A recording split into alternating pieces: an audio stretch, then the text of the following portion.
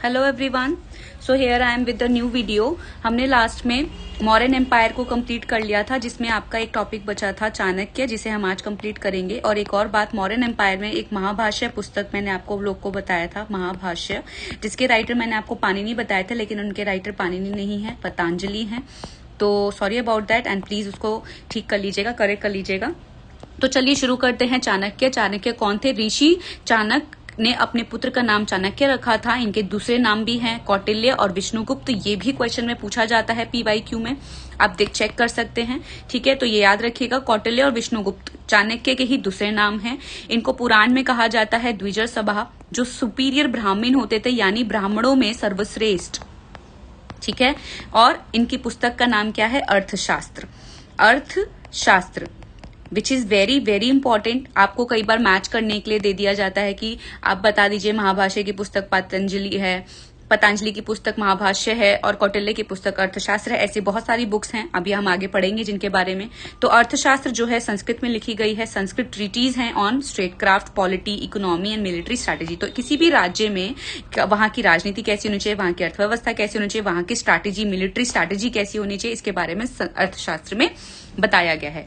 ठीक है, इन्होंने एक और बहुत इंपॉर्टेंट चीज अर्थशास्त्र में बताई है, सप्तांग सिस्टम, जिसे हिंदी में सप्तांग सिद्धांत के बारे में सिद्धांत कहा जाता है। इन्होंने किसी भी राज्य में 7 सूत्रों के बारे में बताया कि जो एक राज्य के लिए बहुत बहुत इंपॉर्टेंट है। वो 7 सूत्र कौन से हैं?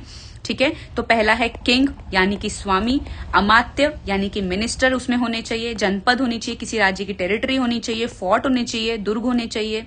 ठीक है, ट्रेजरी यानी कि पैसा भी होना चाहिए, कोष। ठीक है, अगर वहां पे कोई अपराध करता है तो उसको दंड देने के लिए उन्होंने आर्मी का भी बताया है, और आपके मित्र यानी अलाइज के बारे में भी उन्होंने मेंशन किया है। तो अर्थशास्त्र कौटिल्य की पुस्तक का नाम है, बुक का नाम है। लैंग्वेज क्या है? संस्कृत। डिस्कवर्ड कब हुई थी? 1905 में बाय R शर्मा शास्त्री, ये याद रखिएगा, वेरी वेरी इंपॉर्टेंट। पब्लिश कब की गई थी? 1909 में, और इसकी इंग्लिश ट्रांसलेशन हुई है ईयर 1915 में।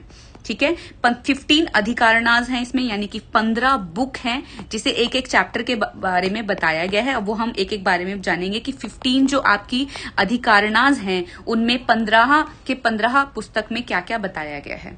ठीक है, तो देख लेते हैं, बाकी आगे देखेंगे। ठीक है, 180 इसमें प्रकारनाज हैं, यानी सेक्शन है। अबाउट 6000 वर्सेस श्लोका है। Commentary Pratipada Panchika written by भट्टस्वामी।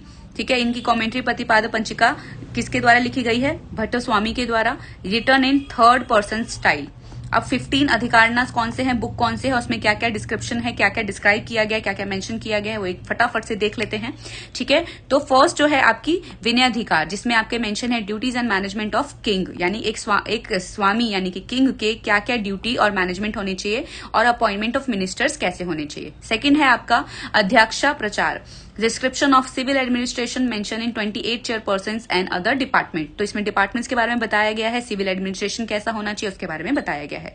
Third है आपका धर्मास्थियम, जिसमें mention of civil court and their organization and functions, interpretation of civil laws, description of a type of slaves. ठीक है, कि आपके जो दास हैं उनके क्या क्या टाइप हो सकते हैं, उनको बताया गया है एज दास कल्पा।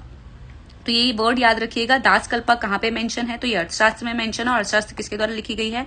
कौटिल्य के द्वारा। और ये दास कल्पा जो है आपकी 3rd आपकी अधिकारनाज में लिखी गई है, 3rd बुक में लिखा गया है, धर्मास्थियम में। 4th आपका है Kantakashodhanam, description of criminal court organisation and penal laws के बारे में बताया गया है। 5th है आपका अधिकारणा, यानी कि Yogavrittam, provision of officers detachment from duty, details of a king counsellors and administration staff. तो इसमें क्या बताया गया है? Provision of for officers detachment from duty. ठीक है, ये बताया गया है, और किंग के काउंसिलर्स और एडमिनिस्ट्रेशन स्टाफ के बारे में बताया गया है। नेक्स्ट आपका 6th है Mandalayoni, related to Saptanga principle of state. जो आपके पीछे हमने सप्तांग सिद्धांत के बारे में बताया है, तो ये आपके कहा मेंशन है? 6th आपकी बुक में है, जो है मंडलयोनी। ठीक है, मंडल थ्योरी आल्सो डिस्क्राइब, इसमें मंडल सिद्धांत के बारे में भी बताया गया है। तो अगला है Shadgunyam, detail description of foreign policies, very very important, ठीक है। तो आपकी शार्डगुण्यम 7th पुस्तक है जिसमें आपकी फॉरेन पॉलिसीज को डिटेल डिस्क्राइब किया गया है। सजेशन ऑफ शार्डगुण्य नीति कंसिस्टेड ऑफ 6 एलिमेंट, ठीक है। इसमें 6 आपके एलिमेंट्स के साथ शार्डगुण्य नीति बताई गई है, जिसमें आपको अरी हमारे जो बगल पड़ोसी देश होते हैं वो हमारे दुश्मन होते हैं, लेकिन अरी के जो दुश्मन होते हैं वो हमारे दोस्त होते हैं। एज आप इसको ऐसे समझिए कि पाकिस्तान जो है हमारा दुश्मन है, लेकिन पाकिस्तान का दुश्मन जो अफगानिस्तान है वो हमारा दोस्त है। तो ये ऑलरेडी चाणक्य ने अपनी पुस्तक अर्थशास्त्र में इसके बारे में बता दिया था, जो आज के समय में हम बहुत अच्छे से देख सकते हैं, ठीक है। तो 8th है आपका Vyasanadhikarikam, description of substance harmful of a state, Abhyasakat Karma, complications of idea related to attack on other state, किसी भी देश में कैसे अटैक करना है, ठीक है, उसके बारे में आपके 9th बुक में बताया गया है।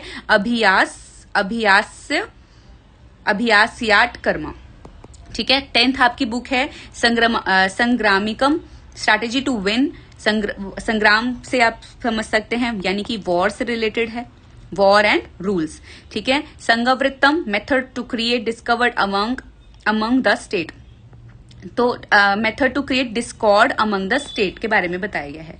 12th आपकी में बताया गया है